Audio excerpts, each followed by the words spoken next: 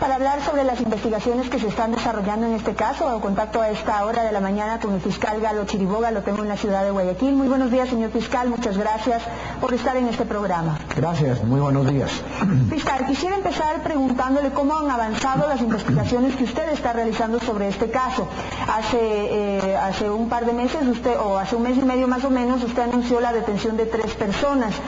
¿Qué otros datos han podido arrojar después de esa detención o de las investigaciones por las firmas falsas? Gracias, buenos días. Efectivamente, después de las detenciones que se realizaron algunas semanas atrás, logramos identificar algunos instrumentos con los cuales se produjo la suplantación de las firmas. Esto es CPUs, computadoras, chips, en fin, tenemos toda esa información que está siendo verificada por la Fiscalía. Estamos atrás de hacer una detención adicional que esperemos sea lo más pronto posible, y con eso habremos concluido todas las personas que presuntamente están involucradas en este ilícito. También quiero informar que hasta el día de ayer, 29 de agosto, tenemos presentadas en todo el país 73.590 denuncias de falsificación de firmas, con la siguiente distribución: en Guayas 32.000, hablo de cifras gruesas, Pichincha 2870, 28.000, Azuay 402, Imbabura 1.600, Tungurahua 1.600, Chimborazo 1.703, Catsi 4, Cañar 205, Loja 1447, Cotopaxi 253, Esmeraldas 920, Pastaza 125, El Oro 1235, Galápagos 1, Manabí 640, Morona Santiago 120, Los Ríos 899, Napo 173, Bolívar 314, Santo Domingo 32, Santa Elena 284, Sucumbío 108, Orellana 99 y Zamora Chinchipe 24. Se mantiene entonces obviamente la tendencia de que en las provincias más grandes, Guayas y Pichinchas, en donde más firmas falsas se localizan, y yo imagino que es en donde usted está concentrando sus investigaciones. Quiero preguntarle, las personas detenidas y esta nueva persona que usted anuncia que próximamente se la va a detener o se va a anunciar a quién se ha detenido, ¿qué nivel tienen dentro de todo este ilícito? Porque de lo que yo analizo y veo son los falsificadores, o sea, los que han hecho el trabajo mecánico, físico, por decirlo de alguna manera, de coger las bases de datos y hacer el trabajo físico de falsificar la firma. Pero, ¿qué lazos ha encontrado usted entre estas personas y los grupos políticos? Bueno, como usted conoce, esto está bajo la reserva de una indagación previa, el rol que juegan cada uno de ellos. Cuando la Fiscalía concluya sus investigaciones, presentará a los jueces precisamente la teoría que tiene la Fiscalía sobre el rol de cada uno de ellos. Lamento no podérselo informar ahora sobre eso, ¿no? Sí, lo que me hubiera gustado saber, y sería interesante saber, es si estamos en un camino de encontrar ese lazo, ¿no?, entre estas personas y los grupos políticos. Estamos en ese camino precisamente compilando todos los indicios que tenemos para precisamente presentar un caso adecuadamente ante los jueces. Ahora, usted en las primeras declaraciones que hizo cuando empezó a investigar este caso de las firmas falsas, manifestó o afirmó que los miembros del Consejo Nacional Electoral, o que el Consejo Nacional Electoral es una víctima de este proceso. ¿Todavía cree eso? Yo nunca he dicho eso. Lo que he dicho es que hay una persona jurídica, que es el Consejo Nacional Electoral, a quien se le presentó documentos falsos, y desde esa perspectiva la persona jurídica es la víctima, nada más. Pero no, eso no involucra absolución, ni mucho menos. Los fiscales no dictaminamos la culpabilidad o la responsabilidad, la culpabilidad de nadie, son los jueces los que lo establecen. Y lo que he dicho, si a usted le presentan un cheque falso, usted es una víctima de la presentación de ese cheque falso, no es necesariamente la autora. Y hablé justamente de la persona jurídica que se llama Consejo Nacional Electoral, no de sus miembros ni de sus integrantes.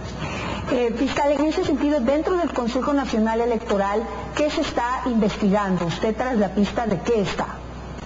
Bueno, estamos tratando de investigar primero quiénes son los causantes de la falsificación de estas 73.590 personas a las quienes se suplantó su identidad. Estamos investigando cómo así una información reservada por la Constitución y por la ley ha sido repartida como hojas volantes. Estamos investigando quiénes las personas que físicamente alteraron las firmas. Estamos investigando quiénes son las personas que llevaron esas firmas ante el Consejo Nacional Electoral. Es decir, estamos investigando todas las aristas que pueda tener este caso, ¿no? Dentro de las hipótesis que se manejan, se considera la posibilidad que dentro del Consejo Nacional Electoral pues haya que buscar y encontrar miembros, funcionarios dentro del Consejo Nacional Electoral que metieron mano o que habrían metido mano en el sistema y que también habría sido causantes de todo este caos. Estamos también investigando eso, por cierto, claro.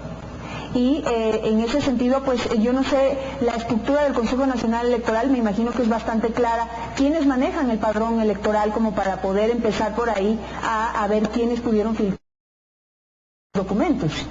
Estamos investigando eso también. Fiscal, hay varios problemas, ¿no? O se han identificado 4 tipos de, no sé si se pueden llamar delitos, usted corríjame, yo no soy un especialista en el tema, pero de lo que se ha visto, hay personas a las que les falsificaron la firma y su firma no se parece en nada a la que aparece en los grupos políticos. Hay personas a las que les falsificaron la firma y su firma sí se parece bastante a la suya. Hay personas que firmaron y no aparecen, y hay personas que aparecen en otros grupos políticos cuando manifiestan estar afiliados o adheridos a determinada tienda política. ¿Cómo se está investigando cada uno de estos casos y de qué manera se va a poder resarcir a la gente que ha sido víctima? Bueno, usted lo ha definido muy bien, esas son las hipótesis en las que se están trabajando. Y en cada caso vamos a tratar de investigar quiénes son los autores, cómplices y encubridores en cada uno de los hechos. Sin duda es un proceso complicado, como usted fácilmente lo puede entender, y por lo tanto la Fiscalía, con el apoyo de técnicos grafotécnicos, estamos haciendo el mejor esfuerzo para que esto se aclare adecuadamente. No quiero generar una expectativa, decir que, bueno, estamos absolutamente claros en cada uno de los delitos quién lo ha cometido, pero sí tenemos una idea bastante clara de lo que ha pasado en el Consejo. Ahora tengo una duda. En este momento, bueno, estamos viendo un proceso bastante improvisado frente al cual estamos con la expectativa de que funcione, ¿no? Porque este nuevo sistema que se ha montado en el Consejo Nacional Electoral, que hasta ahora no ha podido arrancar, pero que esperamos que ya lo haga en las próximas horas y se empiecen a verificar las firmas. Pero de todas formas, el estándar o el porcentaje que se ha establecido para poder verificar una firma es del 40%, o sea, sigue siendo del 40%. ¿Qué va a pasar, fiscal, si después de que termine todo este proceso siguen las denuncias de la gente? Es decir, que dicen, vea, mi firma ya la recontraaprobó el Consejo Nacional Electoral en todo este proceso y reproceso de verificaciones, pero yo nunca le firmé a este partido político, porque mi firma se parece bastante a la que está aquí, pero no es mi firma. Es decir, el delito y el problema de fondo lo veo complicado de resolver. ¿Cómo lo ve usted? Sí, lo veo también complicado, pero el hecho cierto es que tenemos expertos grafólogos que determinan si la firma que aparece en el padrón es o no la que le corresponde a la persona que está reclamando su derecho. Si nosotros establecemos pericialmente la falsificación, evidentemente tenemos un hecho, que es que esa firma fue falsificada. El siguiente paso es tratar de identificar quién pudo falsificar esa firma. No quiero generarle al país una expectativa muy positiva sobre esto. Es un tema muy difícil de comprobar. Pero también podemos investigar, y de hecho estamos investigando, quién, sabiendo que esa firma era falsa, la presentó al Consejo Nacional Electoral. ¿Cómo resarcir a las personas que han sido falsificadas sus firmas? Por un lado, con los trámites administrativos que el Consejo Nacional Electoral tiene. Esto es, una vez de que se ha presentado la denuncia y se ha establecido la falsificación, simplemente rectificar en el padrón esa falsificación. Esto es, si yo no di mi aprobación para que ser adherente de un movimiento, de un partido político, esa adhesión tiene que retirarse, ¿no es cierto? Por otro lado, si esa manifestación de voluntad supuesta apoyo a un movimiento o partido político no fue la que el ciudadano o ciudadana quería dar, esa manifestación tiene que ser reducida del padrón de las firmas que ha presentado cada uno de los movimientos. Y ahora el otro problema, el otro ángulo del problema, cómo resarcir el daño que se ha hecho a las personas que firmaron en una tienda política y ahora aparecen en otra, o que firmaron en una tienda política y ahora no aparecen. Bueno, ahí tienen varias acciones los ciudadanos que podrán impulsar, ¿no? A más de la acción penal, podrían tener acciones incluso en el campo civil. Claro, pero ahí lo que más espera es que haya, digamos que es dentro de todo lo difícil que usted tiene que descubrir, investigar, saber quién hizo ese shampoo político dentro del Consejo Nacional Electoral. Creo que va a ser lo más rápido, lo más fácil, considerando todo lo complicado que es la tarea. Así es, Janet, pero lo importante de esto es deberíamos verlo más en un término macro. Yo creo que ahora la democracia ecuatoriana ha detectado una falencia indudable del sistema de aprobación de movimientos y de adhesiones a candidatos. Creo que debemos dar un salto tecnológico que permita que esto hacia el futuro no vuelva a ocurrir y que por lo tanto el sistema no favorezca precisamente la inadecuada consecución de respaldos. Ojalá podamos avanzar a un sistema tecnológico que a través de la huella digital uno pueda manifestar su voluntad y esto sea un tema que directamente llegue al Consejo Electoral. En fin, yo no soy experto, pero yo diría que lo más importante aquí es que salgamos de las dudas a las certezas, y las certezas deben estar respaldadas en una información mucho más técnica para estos procesos. Fiscal, bueno, usted sabe que todo esto los periodistas jugamos un papel muy importante y muchas veces recibimos documentación o información digamos de alguna manera clasificada o también de vital importancia y pues podemos contribuir de esa manera a las investigaciones, es nuestro deber. Yo quiero entregarle, me hubiera gustado que esté aquí en la ciudad de Quito, hoy está usted en la ciudad de Guayaquil, me hubiera gustado entregarle personalmente, pero quería comentarle que esta semana recibí aquí en la sede del canal un sobre cerrado con este CD. Este CD, el momento en que yo lo abrí, tiene los padrones electorales del 2006. Quisiera por favor que pongan en la pantalla grande los datos que pudimos obtener para que usted los pueda observar. Es el padrón electoral, dice nómina de electores, elecciones 15 de octubre del 2006, y es el padrón electoral de la provincia de Esmeraldas y de la provincia de Los Ríos. Según veo yo y entiendo, este documento es el que a uno le entregan o el que uno firma después de votar. Y la persona que me lo entregó me dijo que trabajaba en el Tribunal Supremo Electoral de ese entonces y que estos documentos fueron extraídos del Tribunal Supremo Electoral y han sido evidentemente utilizados por distintos grupos políticos para poder falsificar las firmas. Aquí están las firmas originales de miles de ciudadanos. Él me entregó solamente lo de 2 provincias, pero manifiesta pues haber sido testigo de que se han manipulado todos los padrones o los datos de los votantes en distintas provincias. Yo quiero hacerle la entrega a usted porque esto simplemente prueba que si me llegó a mí, le puede llegar a cualquier grupo político. Y esto evidencia que sale dentro del Consejo Nacional Electoral y que dentro del Consejo Nacional Electoral también está el cáncer y está la podredumbre de todo este lío vergonzoso que se ha armado alrededor de las firmas falsas. Me hubiera gustado entregarle personalmente, yo le voy a hacer llegar esto hoy mismo a su despacho porque creo que en sus manos va a estar mejor que en las mías. Yo no tengo nada más que hacer con esto que pues entregárselo a usted para que usted pueda seguir las investigaciones. Bueno, se lo agradezco, pero quisiera decirle que cuando acordamos esta entrevista, nosotros habíamos anticipado que yo estaría en la ciudad de Guayaquil.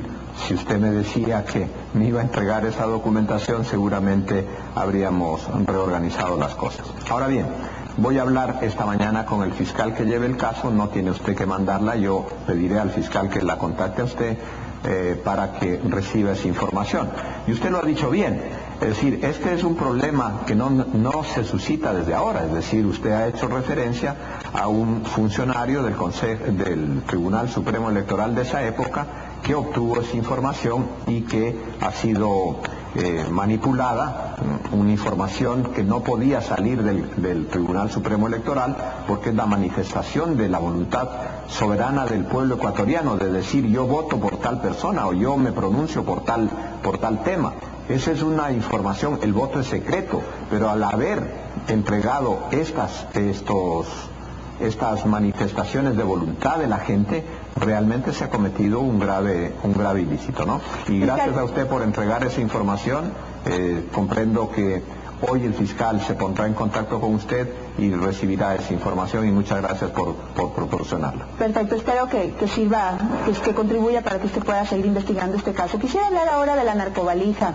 En junio, el junio pasado, hubo un fiscal que viajó a Italia para una audiencia que se formuló allá con los 5 detenidos que están en Italia, pero yo quisiera saber aquí qué avances ha habido en la investigación. La Contraloría contribuyó bastante con su investigación a determinar quiénes violaron el proceso de manejo de la valija diplomática. Hay sancionados administrativamente, se ha pedido la destitución del canciller encargado en esa época, no se ha dado nombres, el Contralor no ha querido dar nombres y si no, él no los da, pues yo tampoco los voy a dar, no me voy a meter en un lío ahí legal por aquello, pero digamos ya se determinó que hay responsabilidades, que hubo responsabilidades de personal de Cancillería en el envío de esta narcovalija. En ese sentido, ¿qué ha podido adelantar usted, fiscal? La Fiscalía en ese caso recibió la información de Contraloría, esa información ha sido incorporada al proceso. Aquí tenemos que aclarar, unas son responsabilidades administrativas y otras responsabilidades penales. En la información que remite la Contraloría establece únicamente responsabilidades administrativas, no responsabilidades penales. Correcto. Por lo tanto, las acciones que la autoridad, en este caso el Ministerio de Relaciones Exteriores, adopte frente a los actos administrativos que han sido cuestionados por la Contraloría es una responsabilidad exclusivamente administrativa de esa institución. Si nosotros hubiéramos recibido un informe de la Contraloría en donde existen presunciones de responsabilidad penal, no tenga duda usted que nosotros habríamos procedido de acuerdo con la información en este caso de la Contraloría. Pero insisto, la Contraloría no ha dado ningún indicio de presunción de responsabilidad penal sobre estas inconductas administrativas. Pero la Fiscalía, ¿qué ha podido investigar de la actividad o el accionar de estos funcionarios? Porque pues sí, hasta el momento se determina la sanción administrativa o la responsabilidad administrativa o la omisión administrativa, pero el lazo precisamente entre lo que dejaron de hacer o lo que hicieron y la contribución que le hicieron a este grupo de narcotraficantes, pues eso creo que es responsabilidad de la Fiscalía. Es así, es así. Muchas veces no se quiere reconocer todo el trabajo que la Fiscalía ha realizado en que es un trabajo inmenso. No solo hemos trabajado a nivel nacional, sino a nivel internacional. Como usted bien mencionó, mandamos al fiscal del caso para que obtuviera información de las autoridades italianas. Y toda esa información está siendo procesada, está siendo trabajada. Nosotros le vamos a dar una respuesta al país, una respuesta técnica, contundente, con evidencias de lo que realmente ocurrió ahí. Pero insisto, muchas veces, y yo comparto la inquietud del pueblo ecuatoriano de que este caso termine rápido, pero también quiero decirle al pueblo ecuatoriano que es preferible de que vayamos con pasos lentos pero seguros, porque mientras esta noticia deja de ser noticia en los medios de comunicación social, la responsabilidad de la Fiscalía es sostener estos eventos ante los jueces, y por lo tanto nosotros siempre tenemos que llevar los casos adecuadamente preparados, adecuadamente investigados, con elementos de convicción lo suficientemente relacionados para poder imputar las responsabilidades ante los jueces. Sin dejar de desconocer que su trabajo es complicado, el trabajo de los fiscales, pero por ejemplo ayer que tuvimos aquí al Contralor también manifestó que tiene cerca de 1000 y pico de causas con responsabilidad penal, que se ha establecido los indicios penales, pero que en la Fiscalía en cambio ha procesado muy pocos. Está hablando del resultado de todo el año pasado. Yo creo que en esto sí tendría que decirle al señor Contralor que hablemos de qué tiempos estamos hablando. Es decir, hubo administraciones anteriores en donde los informes de responsabilidad penal que envió la Contraloría no se les prestó ninguna atención. Ninguna atención. En esta administración, y yo se lo he demostrado al Contralor, nosotros tenemos estadísticas que evidencian la cantidad de informes con responsabilidad penal que los hemos llevado ante los jueces y que muchos de esos han sido incluso ya llamados a juicio. Por lo tanto, yo sí quisiera, y voy a hablar inmediatamente con el Contralor para que me precise, y si el señor Contralor tiene un reclamo frente a la Contraloría, que me lo haga saber, que es mi obligación atender no solo al Contralor, sino a todos los ciudadanos en forma eficiente y eficaz. Por último, señor fiscal, no quisiera perder la oportunidad de tenerle. Usted sabe que yo le he seguido mucho al caso del ecuatoriano Nelson Serrano, y la semana pasada por fin se realizó la audiencia de formulación de cargos en contra de Víctor Hugo Olmedo, el intendente de policía que deportó a Nelson Serrano a pesar de ser ecuatoriano. ¿Usted nos puede, por favor, comentar en qué estado está, digamos, qué significa esto de la audiencia de formulación de cargos y cuál será el futuro de este proceso? Yo estuve en esa audiencia para ver cuál era la actuación del fiscal que lleva el caso. El fiscal hizo un relato, en mi opinión, bastante acertado de los hechos. Formuló cargos en contra del doctor Víctor Hugo Olmedo Cabrera, exintendente de policía, sobre varios hechos. El primero, una grave violación a los derechos constitucionales de una persona ecuatoriana que estaba en el país residiendo legalmente. Por otro lado, hay un tema de fondo, es decir, si un país extranjero, cualquiera que sea de esta, imputa la comisión de un delito a un ciudadano, ecuatoriano o no, si es ecuatoriano por disposición de la Constitución, nosotros no podríamos remitirlo a ese país como primero, más aún si la pena que se aplica en el país que requiere es la pena de muerte. Nosotros por disposición constitucional y por tratados internacionales no podríamos deportar o sacar del país a una persona que puede sufrir una pena contra su vida. Y finalmente, cuando eso ocurre, el modelo jurídico para aplicar es el juicio de extradición, no un juicio de deportación. Son dos cosas y dos procedimientos absolutamente diferentes. Y por lo tanto, esa fue la argumentación de la Fiscalía que presentó ante el tribunal, y el tribunal aceptó la acusación de la Fiscalía y estamos preparándonos para el juicio, ¿no? Perfecto, muchísimas gracias, señor fiscal, por estar esta mañana aquí con nosotros, hablándonos de todos estos temas importantes y de los que el país está pendiente. Muchísimas gracias, que tenga un buen día. Bueno, muchas gracias a usted. Con ustedes nos vamos a comerciales, pero ya está con nosotros Fernando Lara, el abogado de Alexander Barankov, el bielorruso que ayer